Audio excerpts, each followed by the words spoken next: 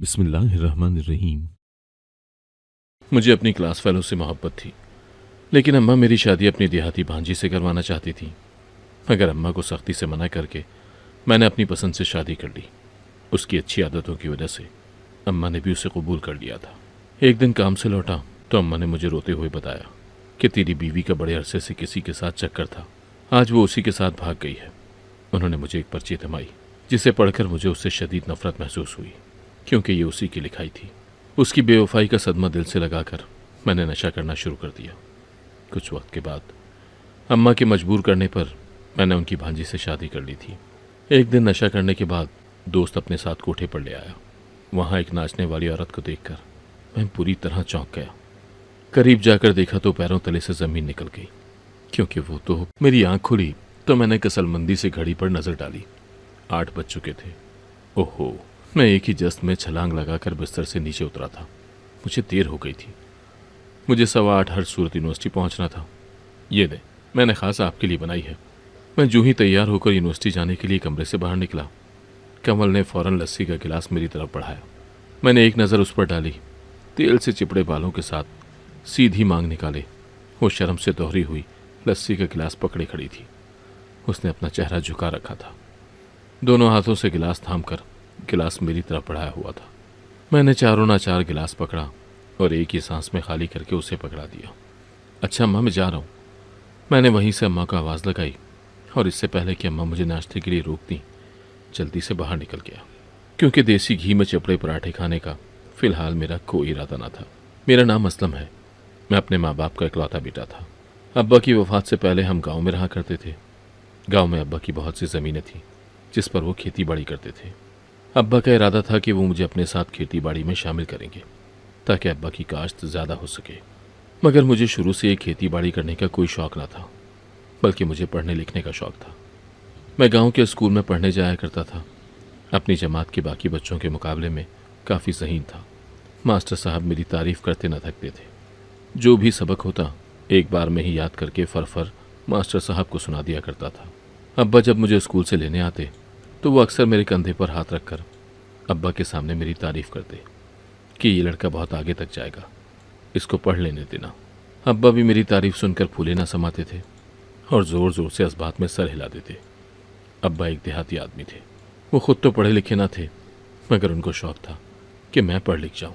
लेकिन वो मुझे अक्सर तायद करते कि बेटा, पढ़ने लिखने के बावजूद भी अपनी ज़मीन से जुड़े रहना। ये मिट्टी ही है जो हमें फ़ायदा पहुँचाती है। उस वक्त तो मुझे अपने अब्बा की बात समझ में ना आती थी, लेकिन बड़े होने तक मैं अब्बा की बात अच्छी तरह से समझ गया था। अब्बा का कहना भी गलत ना था। वो अपनी ज़मीन, अपनी मिट्टी से बहुत प्यार करते थे और मुझे भी उन्हीं की तरह इस मिट्टी से प्यार हो गया था।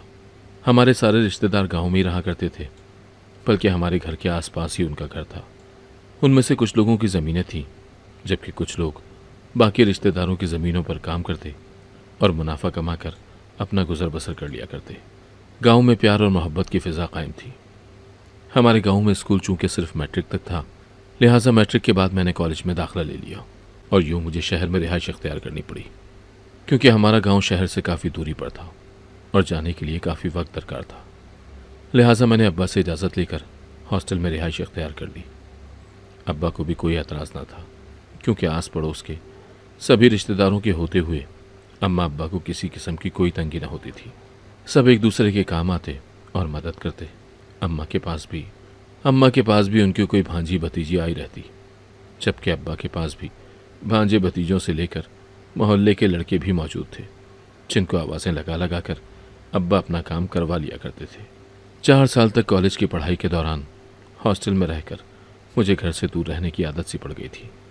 मैं छुट्टियों में घर आ जाया करता तो अम्मा अब्बा मुझे देखकर बहुत खुश हो जाते और मेरी खातिर मदारत में कोई कमी न रखते। मगर शहर में रहने की वजह से मुझे ज़्यादा भारी किस्म का खाना खाने की आदत न रही थी, बल्कि मुझे विलायती नाश्ता करने की आदत पड़ गई थी।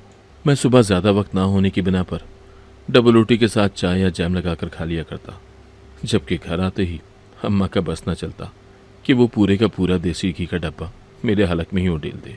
वो देसी घी में पराठे चिपड़ चिपड़ कर ज़बरदस्ती मुझे खिलाती तो मेरा पेट खराब हो जाता, क्योंकि मुझे अब इन चीज़ों की आदत न रही थी। अब्बा की तबीयत कुछ अरसे से ख़राब रहने लगी थी। मैं उन्हें कई बार अपने साथ ज़बरदस्ती शहर ले गया और डॉक्टर से उनका चेकअप करवाया, मगर उनको कोई खातिर खा इफाका ना हुआ। मेरी बीए तक तालीम मुकम्मल हुई तो मैं घर चला आया। मेरा इरादा आगे यूनिवर्सिटी में दाखिला लेने का था, मगर एक रात अब्बा की तबीयत ऐसी बिगड़ी कि वो संभल कर ही न दिए।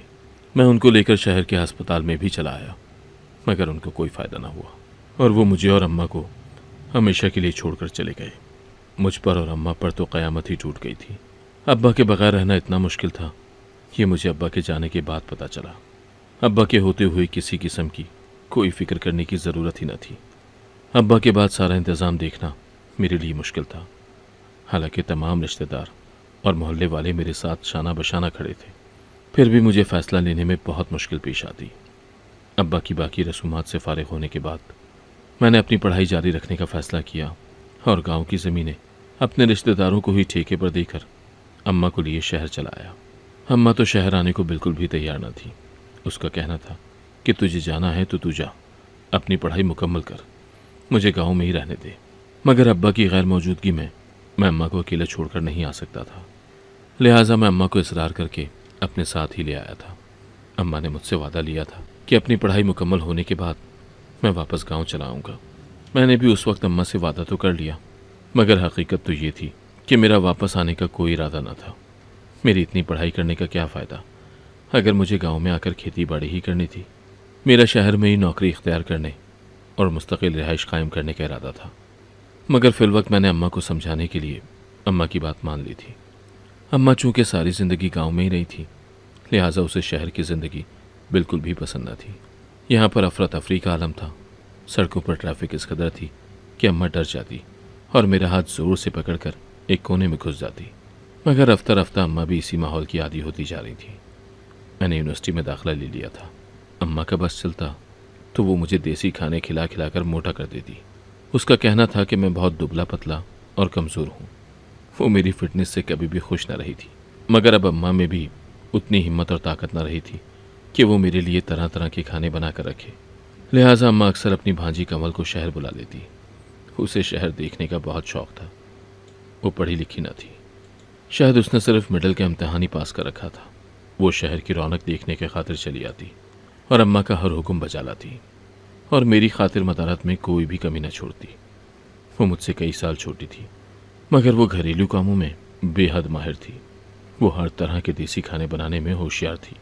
अम्मा तो उसके हाथ की लज्जत की दीवानी थी। अम्मा बैठे बैठे हुक्म चलाती और वो झटपट खाना बनाकर अम्मा के सामने रख देती। मैं भी उसे खुश करने की खातिर उसके हाथ की बनाई चीज़ें खा पी लिया करता, मगर मुझे अब इन चीज़ों का कोई ख़ास शौक़ न रहा था। मेरी यूनिवर्सिटी की तालीम मुकम्मल होने वाली थी। मैं चाहता था कि मुझे इम्तहानात देने तक कोई नौकरी मिल जाए, क्योंकि मैं घर में फ़ारिग नहीं रहना चाहता था। मुझे मसरूफ़ रहने की आदत पड़ चुकी थी। लिहाजा मैंने मुख्तलिफ़ अखबारात में इश्तहारात देखकर नौकरी के लिए दरख्वास्तें दे दी थी। अम्मा को मेरी तालीम मुकम्मल होने के बारे में पता चला तो उन्होंने मेरी शादी की बात छेड़ दी कि मैंने तेरे लिए लड़की पसंद कर रखी है। अम्मा ने मेरी समातों पर बम फोड़ा था। अम्मा कौन सी लड़की पसंद की है? मैंने दिलचस्पी से अम्मा से पूछा तो अम्मा ने मेरे सामने कंवल का नाम रख दिया। भला कंवल के अलावा और कौन हो सकती है? सलीका शुआरी में माहिर है, घर का कोना कोना चमका कर रख देती है और बर्तन तो ऐसे साफ करती है कि उसमें चाहे अपनी शक्ल देख लो। मैं अम्मा की सादगी पर हैरान रह गया था। अम्मा, तुम मेरे लिए बीवी ढूंढ रही हो या अपने घर के लिए काम वाली?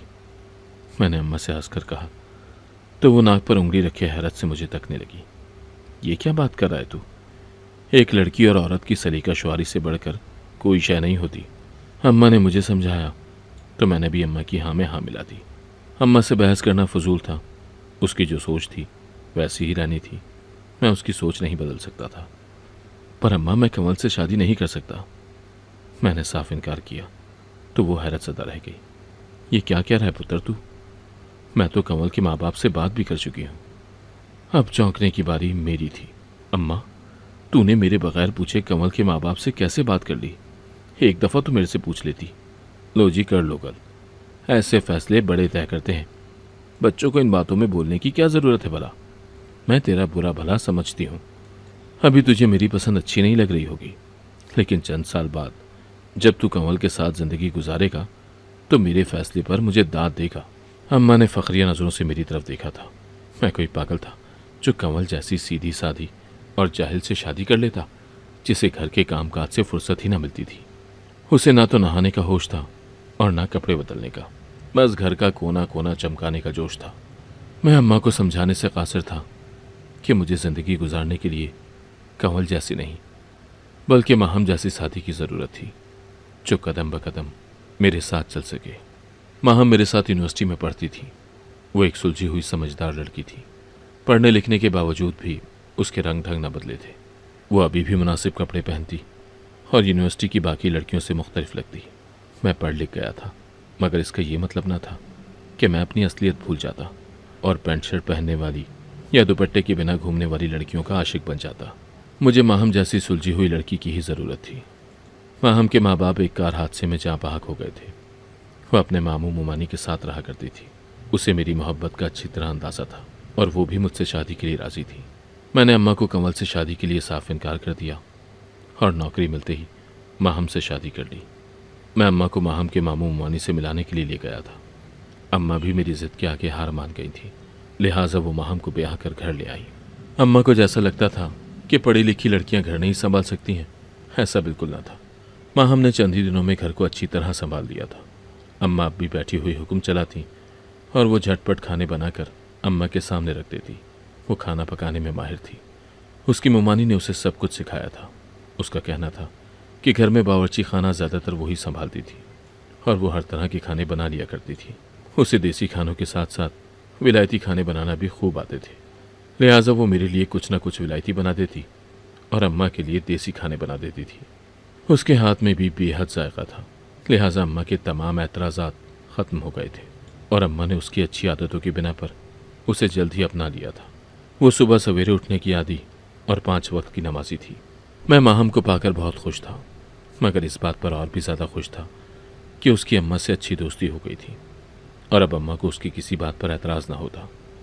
घर का माहौल खुशगवार देखकर मेरा मूड भी खुशगवार रहता और मैं अपनी नौकरी पर दिल लगाकर काम कर पाता। वक्त ऐसे ही गुजरता रहा था। मैं अपने आप को दुनिया का खुशकिस्मत तरीन इंसान तस्वुर करता, जिसकी ज़िंदगी में सब कुछ मुकम्मल था। मेरी माँ और बीवी एक दूसरे से बेहद खुशगवार माहौल में रहा करती। मेरी मनचाही बीवी मेरे साथ साथ मेरी माँ का भी बेहद ख्याल रखती। मुझे और क्या चाहिए था।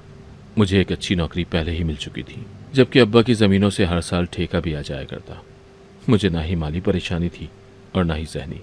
मेरी ज़िंदगी मज़े में गुजर रही थी जब एक दिन अचानक ऐसा हुआ जो मेरे वहम गुमान में भी ना था। मैंने कभी सोचा भी ना था कि मेरे साथ इतना बड़ा धोखा हो जाएगा। मैं मामूल के मुताबिक एक दिन दफ्तर से घर लौटा था कि मुझे घर सूना सूना दिखाई दिया।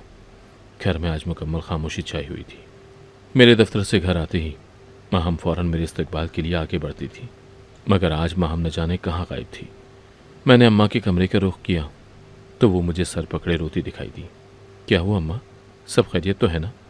मैं माहम को भूल के अम्मा की परेशानी में लग गया। तेरी बीवी घर से भाग गई है। अम्मा के अल्फाज ने मेरे इर्द गिर्द धमाके किए थे। ये क्या कह रही हो अम्मा? मैं अम्मा के अल्फाज समझने से कासिर था।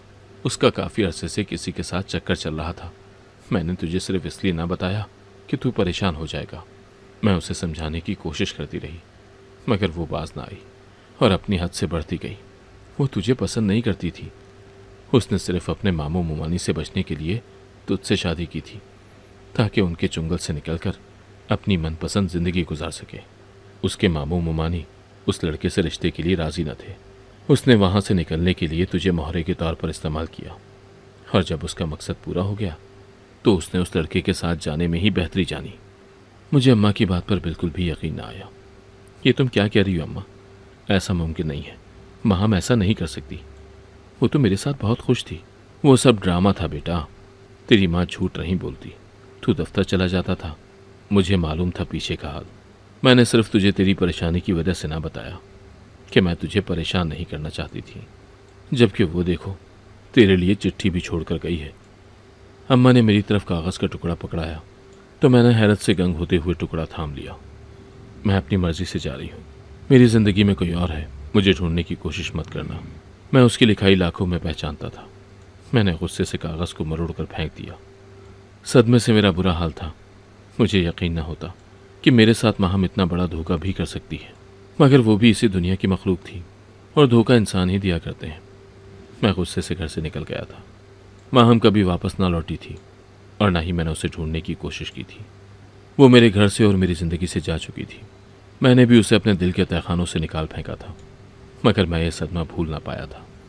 मैं हर वक्त गुस्से और तनाव का शिकार रहता और सदमे में मैंने नशा करना शुरू कर दिया था ताकि उसकी याद को दिल से भुला सकूं।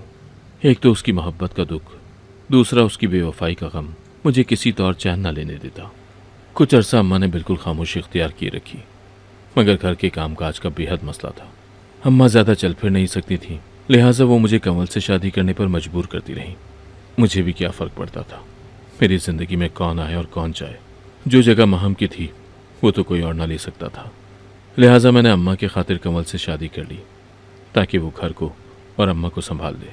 अम्मा मेरी शादी कंवल से करके बेहद खुश थी। वो तो पहले ही मेरी शादी कंवल से करना चाहती थी। मैंने ही माहम का नाम लेकर उसकी उम्मीदों को तोड़ा था। काश मैं पहले ही अम्मा की बात मान लेता और कंवल से शादी कर लेता तो मुझे इतना बड़ा धोखा न सहना पड़ता। मेरा हर दिन मायूसी और बेचैनी से गुजरता। मैं नौकरी के बाद भी ज़्यादातर वक्त घर से बाहर गुजारता और रात गए घर लौटता और बिस्तर पर गिरते ही सो जाता। शब रोज़ ऐसे ही गुजर रहे थे। एक दिन मेरे दोस्त मुझे ज़बरदस्ती कोठे पर ले गए। मैं जाना नहीं चाहता था। हसीनों से मेरा एतबार और दिल दोनों ही उठ चुके थे। मुझे औरत ज़ात से ही नफरत हो गई थी, मगर दोस्त इसरार करके मुझे भी ले गए। उस वक्त मैं नशे में था, लिहाजा मैं उनके साथ चल दिया। मैं बेजारी से बैठा सामने नाचने वाली लड़की को देख रहा था। इर्द गिर्द शोर और हंगामा मचा था। तमाम मर्द अपनी जगह से उछल उछल कर रकासा को दाद देने में मशगूल थे, मगर मुझे उसके नाच में कोई ख़ास दिलचस्पी महसूस न हो रही थी। उसका गाना ख़त्म हुआ तो वो स्टेज से उतर गई और दूसरी रकासा स्टेज पर आ गई। उसने अपना नाच शुरू किया तो लोग बेताब हो गए। लोगों को ये रकासा पहले वाली से भी ज़्यादा पसंद आ रही थी। मैंने गौर से उसका चेहरा देखा तो मैं चौंक गया। ये चेहरा तो मुझे कुछ जाना पहचाना लग रहा था। वो मेकअप और जेवरात से लदी हुई थी, मगर फिर भी मुझे उसका चेहरा जाना पहचाना लग रहा था। मैं भी वाह वाह करता आगे बढ़ा ताकि उसको करीब से देख सकूं। मैं उसके बिल्कुल सामने आकर खड़ा हो गया। वो मुझे देखकर चौंक गई और नाचते हुए रुक गई। उसके चेहरे पर सनाशाई दौड़ गई थी। मैं भी उसे पहचान गया था। उसे पहचानते ही मेरे पैरों तले से ज़मीन निकल गई, क्योंकि वो माहम थी। वो स्टेज छोड़कर फ़ौरन ही अंदर भाग गई थी, जबकि उसके पीछे बाकी दो लड़कियां भी भाग गई थीं जो उसे आवाज़ दे रही थी। उसे अपना नाच मुकम्मल करना था, मगर वो अधूरा छोड़ गई, जबकि मैं वहीं फर्श पर गिर गया था। तमाशा ख़त्म हो चुका था। सुबह होने को थी। तमाम लोग अपने अपने घरों को जा चुके थे।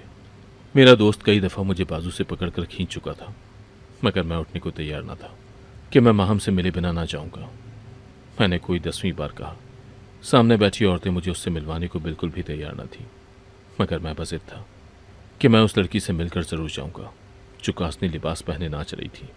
मैंने एक बार फिर अपनी उंगली उठा उठाकर सामने बैठी औरत को कहा तो वो मुंह फेर कर बड़बड़ाने लगी। वो किसी से नहीं मिलती, बस वो नाचती है और गाती है, इसके अलावा मिलना पसंद नहीं करती। उस औरत ने मुझे साफ इनकार किया, मगर मैं उससे मिले बगैर नहीं जाऊंगा। मेरा पैगाम उस तक पहुंचा दो कि असलम उससे मिलना चाहता है। मैंने अपना नाम बताया तो मजबूरन उस औरत को एक लड़की को अंदर भेजना पड़ा। ठीक है, लेकिन उससे मिलने के बदले तुम्हें रकम अदा करनी होगी। मैं मुंह मांगी रकम अदा करूंगा। मैंने फ़ौरन ही जवाब दिया तो वो औरत खुश हो गई। माँ हम आपको अंदर बुला रही है। लड़की ने आते ही मुझे पैगाम दिया तो मैं उस लड़की के पीछे चल दिया। मैं आंखों में गुस्सा भरे उसे घूर रहा था, जबकि वो नज़रें झुकाए ज़मीन को तक रही थी। तुमने इस सब के लिए मुझे छोड़ा था, अपने आप को जलील और रुस्वा करने की खातिर? मैंने जहर भरे लहजे में उस पर तंज किया तो उसने नज़र उठाकर मुझे देखा। उसकी नज़रों में क्या कुछ न था। मैं एक लम्हे को साकत रह गया। वो जो ना बोल पाई थी, उसकी नज़रें बोल गई थी। मैं फ़ौरन उसके सामने कुर्सी घसीट कर बैठ गया। ये सब क्या है माहम? तुम यहाँ क्या कर रही हो? उसने अपना चेहरा धो डाला था, मगर मेकअप के मिटे हुए निशान अभी भी उसके चेहरे पर मौजूद थे। अभी तक सच से बेखबर हो? उसने अफसोस भरे लहजे में मुझसे पूछा तो मैं हैरान रह गया। कौन सा सच? कैसा सच? बताओ मुझे। तुम मेरी बात का यकीन ना करोगे। उसने रुख फेर लिया तो मैंने उसका हाथ पकड़कर उसको अपनी जानिब किया। मुझे तुम्हारी हर बात का यकीन होगा, तो मुझे बताओ तो सही। एक बार मुझ पर एतबार करके देखो। मैं सच जानना चाहता हूँ। अगर वो किसी लड़के के खातिर मुझे छोड़ गई थी तो यहाँ क्या कर रही थी? शायद उस लड़के ने उसे धोखा दिया था और उसकी वापस मेरे पास आने की हिम्मत ना हुई थी। यही सच हो सकता था, इसके अलावा और क्या था। मैं उस दिन अपने मामूल के कामों में लगी हुई थी कि कमल मेरे पास चली आई। ज़बरदस्ती किसी बुढ़े से उसकी शादी कर रहे हैं, लिहाजा वो घर छोड़कर जाना चाहती है। उसका इरादा अपनी फुप्पू के घर जाने का था। जब तक उसके माँ बाप उसकी शादी न टाल देते और वो अपने माँ बाप को सबक नहीं सिखा देती तो फुप्पू के पास ही रहेगी। लिहाजा उसने मुझसे कहा कि मैं कागज़ पर कुछ लिख दूँ जो वो अपने माँ बाप के लिए छोड़ जाए, ताकि उसके माँ बाप उसे जगह जगह ढूंढते न फिरें। लिहाजा उसने जो अल्फाज बोले मैंने कागज़ पर लिख दिए। कुछ ही देर में तुम्हारी अम्मा ने कहा कि उन्हें बाजार से कुछ ख़रीदारी करने जाना है, मैं उनके साथ चलूँ। लिहाजा मैं अपने काम समेट कर उनके साथ चली गई। वो रक्शे वाले को पता समझाकर काफ़ी दूर मुझे एक घर में ले गई। रक्षा कोई 2 घंटे चलता रहा होगा। उनका कहना था कि उन्हें याद आया कि उन्हें अपनी एक सहेली से मिलना था। मैं चुपचाप उनके साथ बैठी रही। रक्षा एक घर के बाहर रुका तो वो मुझे लिए अंदर दाखिल हो गई। उनकी सहेली ने हमें पानी पेश किया। मैंने जो ही पानी पिया तो मैं बेहोश हो गई। जब मुझे होश आया तो मैं कोठे पर थी। मैंने यहाँ से भागने और फरार होने की बहुत कोशिश की, मगर मुझे ऐसा न करने दिया गया। मेरे पीछे कौन था जो मेरी खबरगिरी करने आता। लिहाजा आहिस्ता आहिस्ता मैंने भी इस सब को अपनी किस्मत समझकर कबूल कर लिया। मैं सिर्फ नाचती और गाती हूँ। अपनी इज्जत का सौदा मैंने आज तक न होने दिया। वो अपनी बात मुकम्मल करके रुकी तो मैं चीख उठा, इतना बड़ा झूठ कैसे बोल सकती हो? अपने किए के इल्ज़ाम मेरी सीधी साधी माँ पर लगा रही हो। मेरी माँ गांव की रहने वाली एक सादा औरत है, वो इतनी बड़ी साजिश नहीं रचा सकती। मैं अपनी माँ के खिलाफ झूठ बर्दाश्त नहीं कर सकता। मुझे पहले ही मालूम था कि तुम मेरी बात पर यकीन नहीं करोगे। अगर तुम्हें यकीन नहीं तो मुझे अपनी माँ के पास ले चलो। जब मैं उसके सामने जाऊंगी तो हो सकता है उन्हें अपना किया गया सब कुछ याद आ जाए। वो मेरे साथ चलने को तैयार थी। मैं भी ये झूठ फाश करना चाहता था। लिहाजा मैं अपने दोस्त से रकम लेकर कोठे की मालकिन के मुंह पर मुंह मांगी रकम मारकर माँ को अपने साथ ले आया था। मैं घर में दाखिल हुआ तो अम्मा मेरे लिए परेशान हो रही थी। तू रात भर कहाँ गायब था मेरे बच्चे? मैं तेरे लिए कितना परेशान होती रही।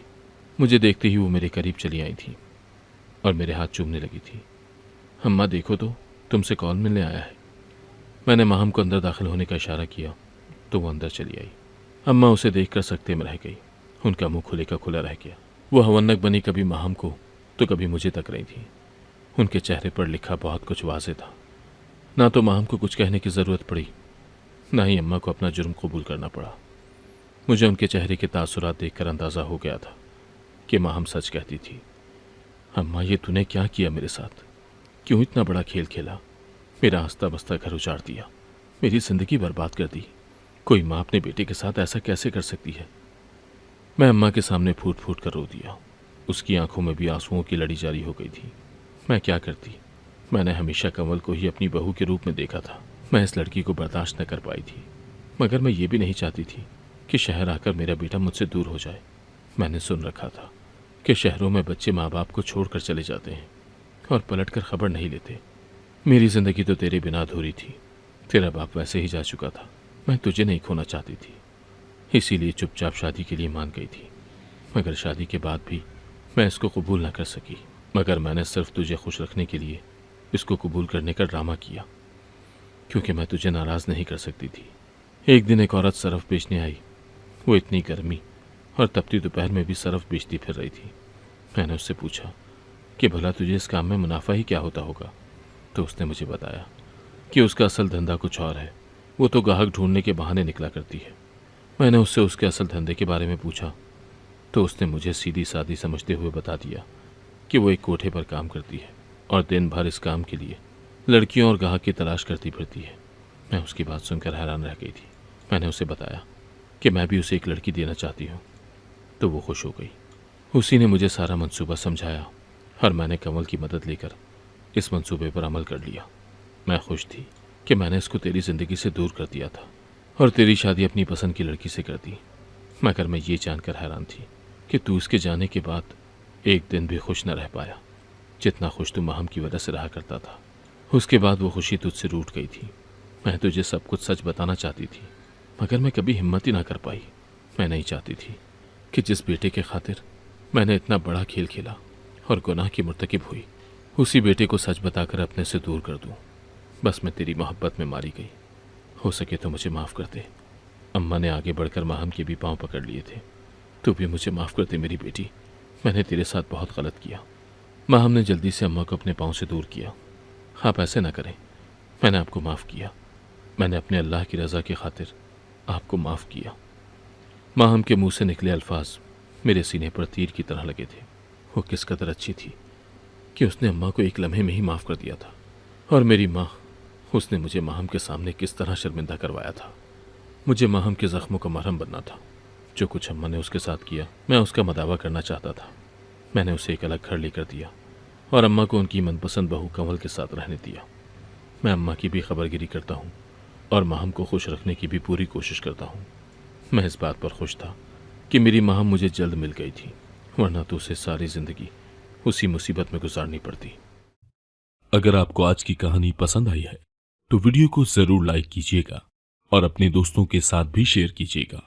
और हाँ, अगर आपने अभी तक हमारा चैनल सब्सक्राइब नहीं किया तो जरूर सब्सक्राइब करें।